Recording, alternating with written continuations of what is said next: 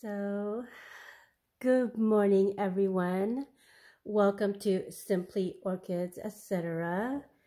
Today, I will be repotting two Cattleyas type, and one of them is going to be this here. Is PROCATAVOLA Key Lime Star. So, it is morning. I'm having my cup of coffee right now. And I was looking at this particular one here, and I was just thinking that it's been a month since I haven't repotted this particular orchid, and I think she is due for repotting.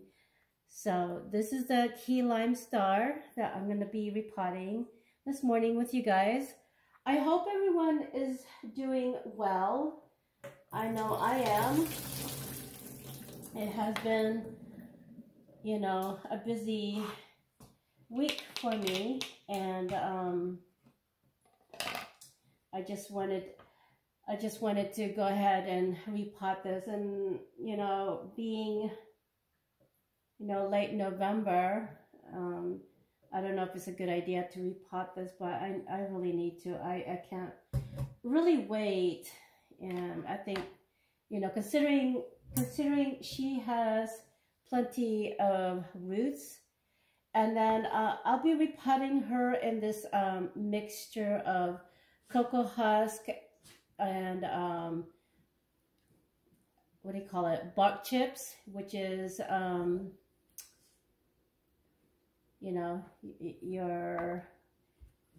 my goodness. I'm already having a brain fart this morning. Can you believe that? I should know better. But anyway, yeah, this is gonna be mixed with coconut husk and bark chips. So, and they're medium size. But anyway, I'm gonna go ahead and unpot her, and I'm gonna just put it here on the sink here. I just have to make sure the whatchamacallit, so it doesn't go through the sink. So I have a little mesh. So, but anyway, she's been doing good actually. Maybe she has a few. There we go.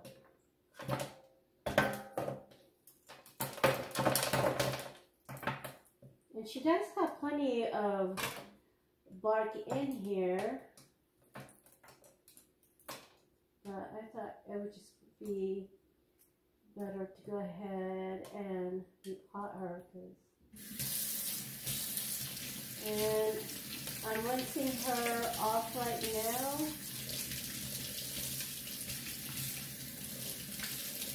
And like I said, she's been in this container since I got her.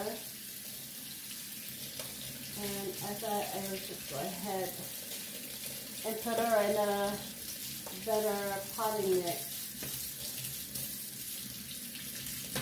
Get her started.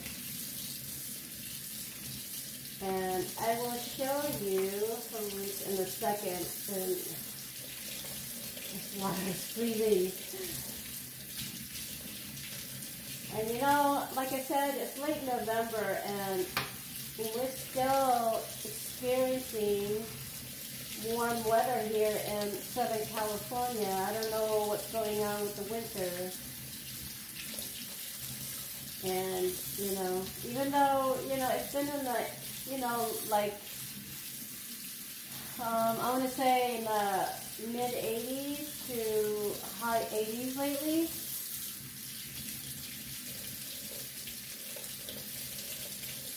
Not to sound to complain, but I think we should get some type of winter. We'll just mess up our plants. Or Mother Nature is confused. So I'm just cleaning her really, really good right now. And And I will spray her down with hydrogen peroxide. And before I do that, let me show you what does she look like.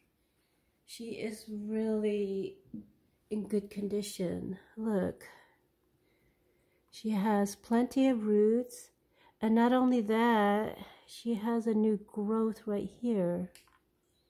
Where is it? Oh, right here. Yeah, so I think it's okay for me to go ahead and repot her since she has a new growth, and then she has plenty of roots right here.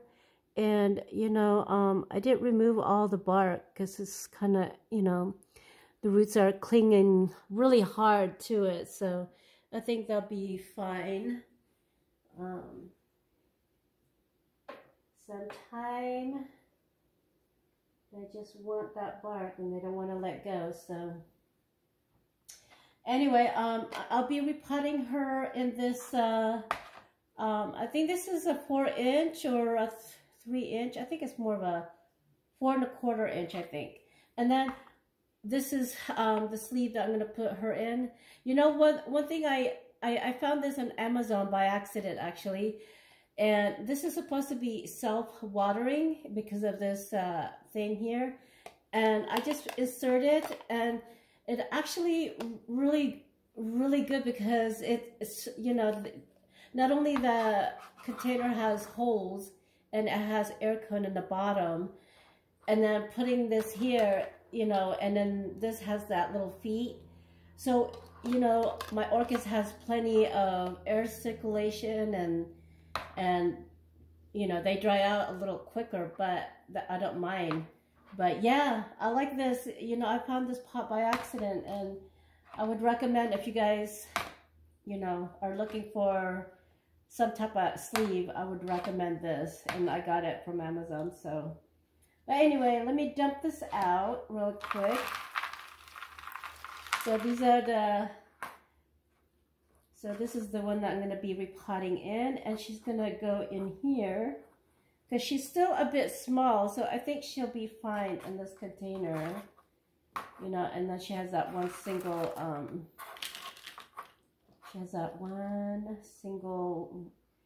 growth that is coming in. So, and I think she'll be fine in this. So I'm gonna cut her up here.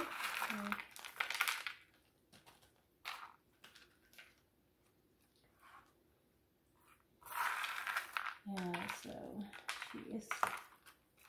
she's doing really good, considering I didn't repot her right away. I need to scoot her up a little bit.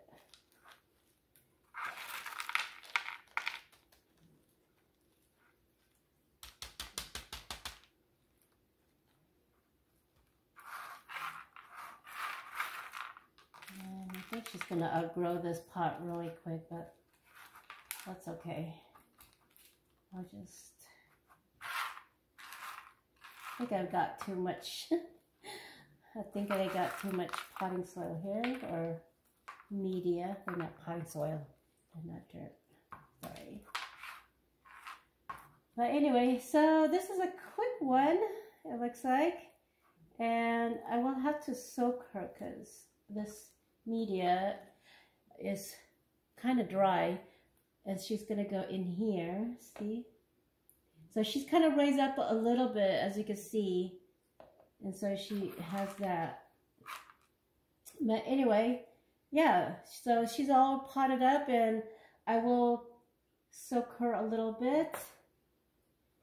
And yeah, she's good to go. And then here, let me rinse this tag, just in case there's anything in there.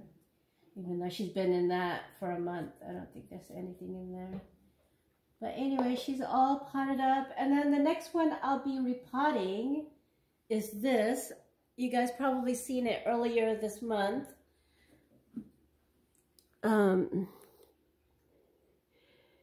This is the Cattleyas DINARD Blue Hawaiian.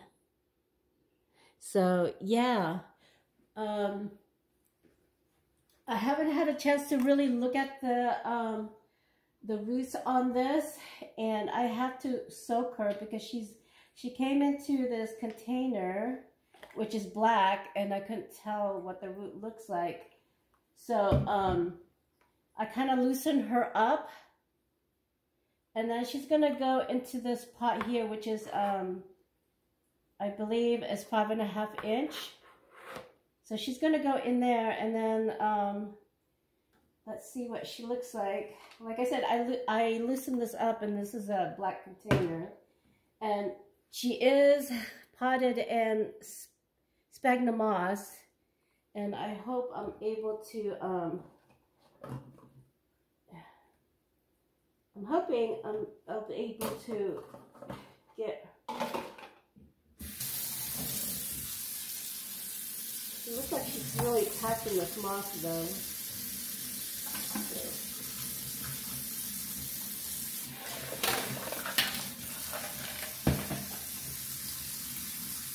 One sec, I need to get rid of this. I've got chips.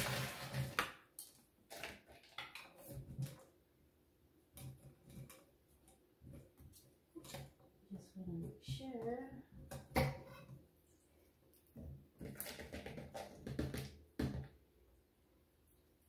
There we go. So this one, as you can see, this one is really packed in moss. So I'm hoping I'm going to be able to remove it quickly. And I've been soaking her for about 2 hours, I think. So yeah, this moss is really, really packed. Oh my goodness.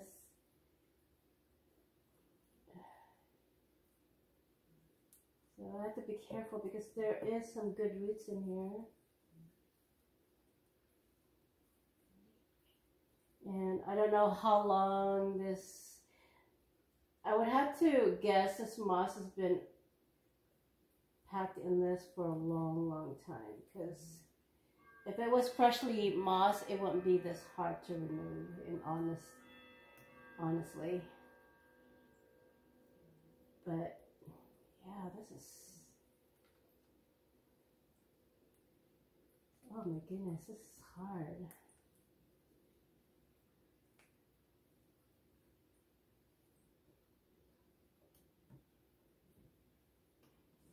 Let me take you guys in closer.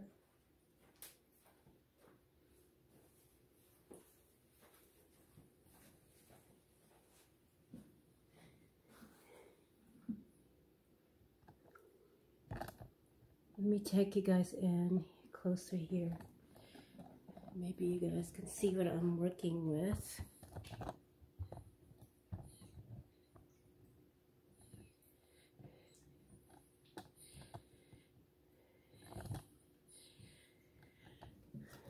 Can you see this?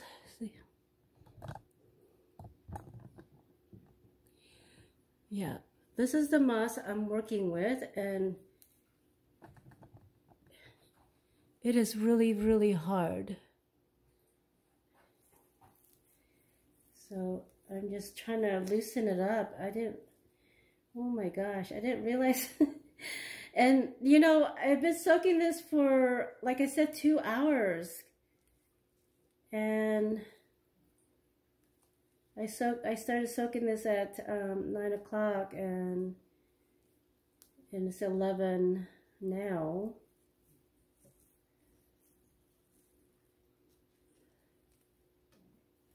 Trying to figure out where I can start without hurting the roots, or attempt to don't hurt the roots.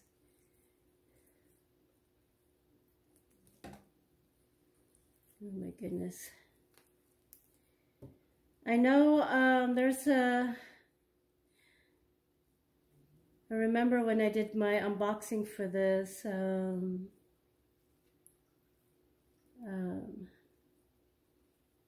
Hillbilly Orchids said she purchased one, and she said hers wasn't that great. And if I'm not mistaken, I think she purchased hers at the same vendor that I bought her, which is Norman's Orchid. And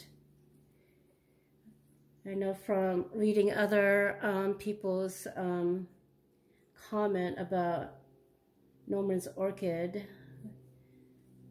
they're not really great at shipping healthy orchids, and especially if they charge so much. For me, I paid $65 alone with this orchid, and if my husband found out, he would be pissed. It's like, why would you pay some $65 for that? And the sad fact is, they were the only one that carried this type of orchid. Nobody else did. I looked, and I remember when I first saw this with Ninja Orchids, she was doing, showing the flowers, and one of her subscriber mentioned Norman's Orchid had these. And so before I even went on Norman's Orchid, I did search other orchid place, and they didn't have it. And Norman's Orchid was the only one had it. Especially, you know, for a blooming size anyway. And even with the non-blooming, no one had it. Even one of my favorite orchid, Brookside Orchid, didn't have it. So it's like, okay, I'll just bite it, and hopefully, you know, he would ship me a good one. And when I did, before I placed my order, I did write a note to please send me a healthy Cattleya, because due to the fact that even though I've been growing orchids for 5 years now, I still consider myself a new grower, because I really didn't start ordering orchids till last year, which is 2020, you know. And my first experience really buying orchids was from Amazon, you know, and I still have those orchids that I ordered from Amazon. But my first real purchase out of that was through Norman's Orchid, and I ordered a few, and I think only one has survived out of the, I think 4 or 5 I think I ordered. And I will do an update on that too, which I'm going to share what I lost for the year of 2021. And I have lost a few orchids this year, and it was really sad. And a lot of it has to do with the health of the plant. It wasn't anything that I did wrong, you know. And that's one thing to keep in mind, you know. When you lose your orchid, it's not anything that you did wrong. Is, you know, majority of the time, it has to do with the health of your orchid. What they, you know, when they ship you orchid, if they don't ship a healthy orchid, it would be a fighting. You would be struggling trying to keep it alive. So that's what I would. And then if you have your orchid ship during the winter time, that's another thing that you have to keep in mind. You really don't want to order any orchids in the wintertime. In California, it's okay because we don't get harsh winter. But depending where you order, if you're ordering from outside of California, like in the East Coast somewhere, you know, a lot of times you don't want to do that either because they would be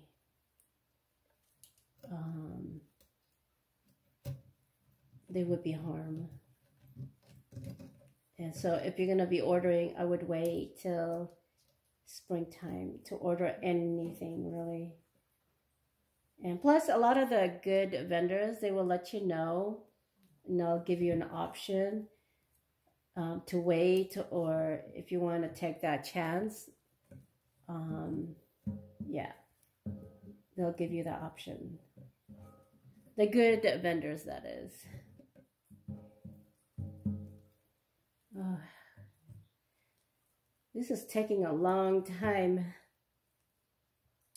I think I'm gonna put you guys on pause and I will work on this because it's being hard right now. So let me put you on pause and I'll be back.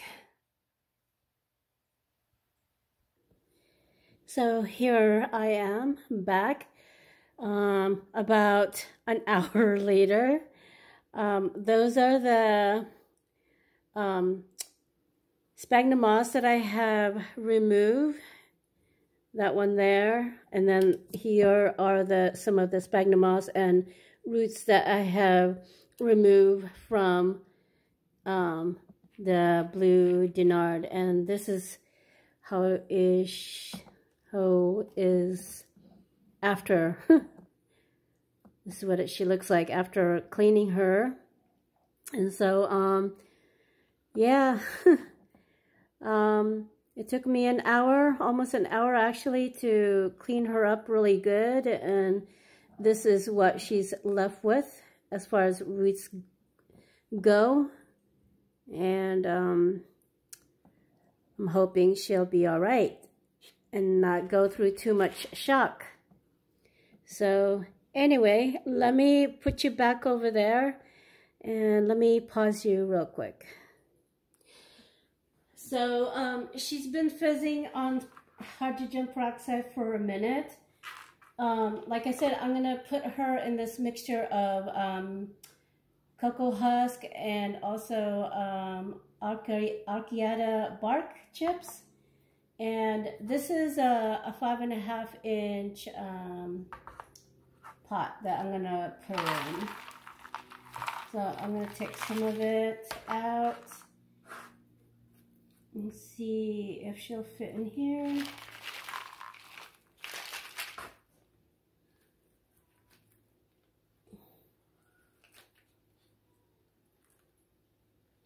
Okay, I think she'll be fine like that. Yeah, it took me so long to clean her up and remove all that sphagnum moss, which is, it's really bad. It's almost like, it's not even sphagnum moss, it feels like it's almost like peat moss already. Because it's so, you know, I don't think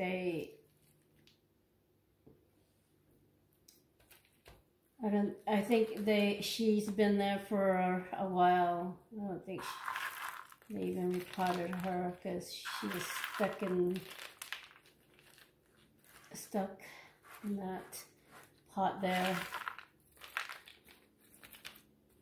Hopefully she'll be all right and she'll recover for me. And I know this is blooming size from what I gather, so hopefully she is gonna bloom for me either next year sometime or in the near future, depending how she kind of reacts in here, because, you know, I don't know. So there we go. yeah, I didn't want to keep you guys on because I know it would be boring for you guys to just watch me try to tease out all that sphagnum moss that stuck to her and removing all the dead roots that she has on her. And yeah, it's really unfortunate that, you know, they charge you this so much and then they send you, you know, crap orchid. You know, I kind of feel bad for those beginners that, you know, are just starting. But for me, I took my time to actually literally learn my orchid, the orchid that I started with. I wanted to make sure I was able to grow her and save her. Like I said, I didn't really start adding orchids to my collection till last year, 2020. And so, and I think for my, for those who are wanting to start out their own orchid collection, you know, start out slow, get to know your orchid individually. You know, you don't have to collect orchids every month or add orchids every month because a lot of your orchids will die. You know, they need, a lot of them, in my opinion, need one-on-one attention until you get to know their habit, you know. That's what I did. I really took my time, and still now I still have a few of my orchids that did, you know, that I lost. So, and you know, this hobby can get really expensive after a while. So that's something to keep in mind for those who are interested in, you know, orchid collecting. So anyway, there, she is completely potted up, and I don't think I had to add any support on her. And she's gonna sit in the 6.5-inch pot, and I will have to water her because this media that I have is dry, so hopefully she'll be okay. So here you guys are, the two Cattleyas that I have potted up. The blue DINARD Hawaiian and my PROCATAVOLA lime star. So there they are. I hope you guys enjoy this little video that I have taken. And I hope you guys come away learning something as well. So till next time, I hope you guys enjoy this. And like I said, thank you so much for coming by and watching my video. And if you do enjoy this type of video, please, if you're not subscribed yet, go ahead and subscribe and push that like button as well, and then push that notification bell as well, so you'll be notified when I upload my next video. Till then, happy growing everyone. Stay safe. Bye for now.